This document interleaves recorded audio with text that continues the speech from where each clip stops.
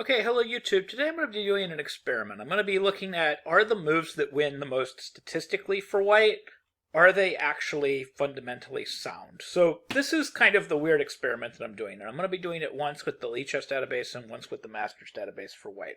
Is I'm going to be picking the highest statistically scoring move for white, and then I'm going to be picking the most common move for black, and I'm just going to keep doing that, and I'm going to keep going down that path, and I'm going to see if it leads to both an objectively sound position and a winning position for white, to see if those two things line up, or if it's reverse of that. If white is winning the game, but his position is just terrible, and the moves are just terrible objectively. So for starters, we have knight f3, so, pretty logical. It's a good first move, and this is slight edge white. And then the most common reply is d5. And then statistically, the best move looks like c4 is at 54%. So that's going to be our best move statistically, and the most common reply is dc4. And then statistically, the best move is going to be pawn to e3. It's actually played quite a bit, too. And then we have the most common reply is knight f6. And then if we look through the statistics here, we have statistically, we have a4 being played 175 times, is scoring 60%. And actually, that drops the assessment to equal, so already we're equal, but hey, we're winning 60% of the time. Do we care what the overall evaluation is as long as it's close? Probably not. So e6 is getting played the most. And then what is winning the majority of the time here? Let's take a look. We've got a couple of options here. We got a couple moves that win 100% of the time, but this one was played a little bit more. So a5 wins 100% of the time. And of course, black is objectively better. And this is what happens when you start getting into the really high numbers and you start getting into the really low sample sizes. You start getting really weird, kind of skewed statistics. So bishop e7 gets played the most, and then it looks like bishop c4 got played all 4 times when this got played. Again, it's giving objectively this position is better for black.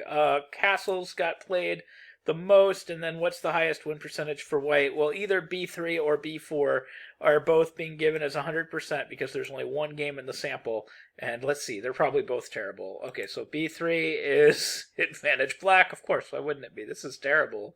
And what about b4? Is that also advantage black? Oh, huge advantage black. Black is up 2 pawns, but not to worry. In the one game this was played, white was rated higher and somehow managed to win in the Lichess database. But black is just objectively much, much better here. White basically has no development, and for the most part, white's position just looks like total nonsense.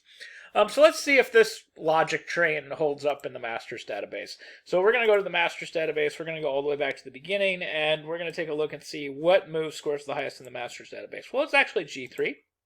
So both in the Masters database and the Lichess database, it's some sort of hyper-modern move. Okay, so then we have d5, and then what's going to score the highest here? We have a 37% from the move pawn to f4, kind of interesting. That may be the highest, and it is. So 37% with the move pawn to f4. And of course, already black is objectively better. The most common reply is g6. And then the move that wins the most for white from here is bishop g2. Still black is objectively better. The most common reply is bishop g7, and the move that wins the most from here 100% of the time with only one game in the sample is the move pawn to e3. Let's see who played this wonderful game. This was actually Pavel Blatny, who's actually a really good player, so I don't want to say anything bad about Pavel Blatny, who played and won this game against Andrei Zarumba, also a very good player. But, okay, so the assessment is only slightly better for black, but I guess the one time that this was played, white managed to outplay black, and, he won the game. I don't want to say anything bad about this position or these two players, because these are both two very good players, and the position isn't terrible. It's kind of interesting.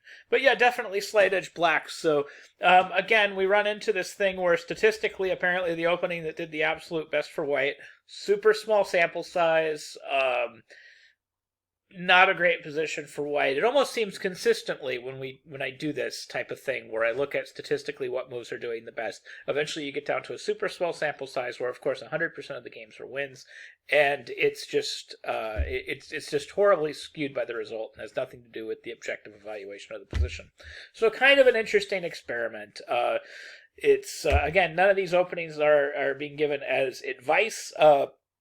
By no means should you take this as opening advice. It's just kind of a fun little experiment to see if the statistics and the objective assessments line up at all, which apparently they don't. So always take statistics with a grain of salt. So anyways, I hope you found this video helpful. I hope you learned something new about chess.